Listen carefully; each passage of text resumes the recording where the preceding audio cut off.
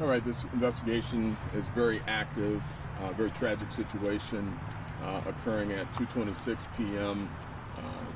We get a 911 call to Davidson and St. Alban on a suicide in progress. The officers from the 11th precinct arrive within 5 minutes. Upon arrival, they hear gunshots. The suspect is identified as a member of our department. He is a member of our special response team. He is off duty. He is threatening suicide.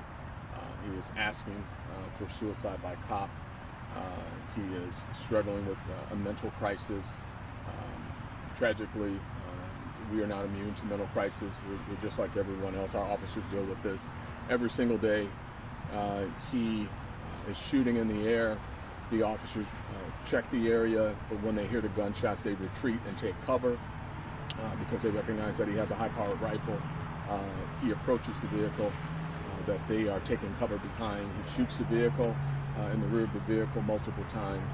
He strikes two of our officers, one in the leg and one in the thigh area. One officer returns fire, fatally wounding the officer in question. A very tragic situation. I will not be releasing a lot of detailed information at this time out of respect for the family and members of our department until everyone is notified. With that, I'll take it, Mr. Mayor. The worst call I get is one that says officers have been shot. And we are fortunate today that the two officers who were responding appear that their injuries are not life-threatening, but it's a reminder of the courage. What the officers, this department, show every day. They went to that scene knowing they were going to be confronted by a highly trained and armed officer in the department who was having significant mental issue.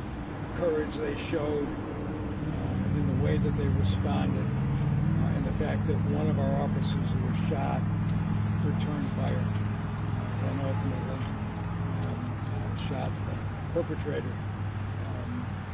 It's a tragedy for the city, but it's just a reminder that every Detroiter should just be enormously grateful for the commitment of the service, the men and women of this department. And with that, I'll turn it back to the Chief for questions. Chief, I have a question. Obviously this is really hard for all of your department. How are you guys taking this news? Well, it's extremely tragic. I mean, it speaks to that we're not immune to the mental health crisis in this city, in our country, in our state. It affects everybody, including law enforcement officers. But as the mayor said, I mean, the officers that responded were heroes. Once they recognized it was one of our own members, they still had to do their job and make sure that everyone else was safe.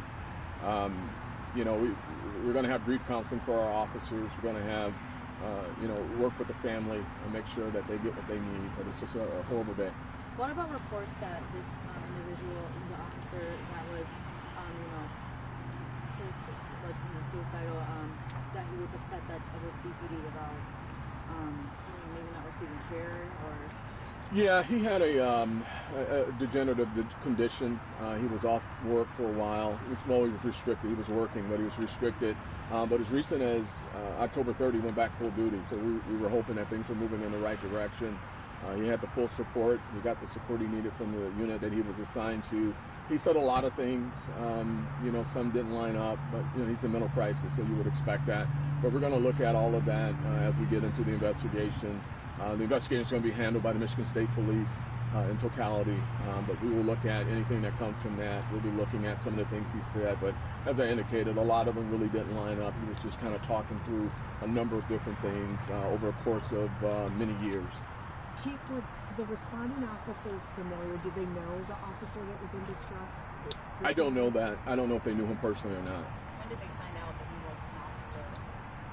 I would imagine when they arrived, they knew he was a police officer. Was he in uniform? Yes, he was.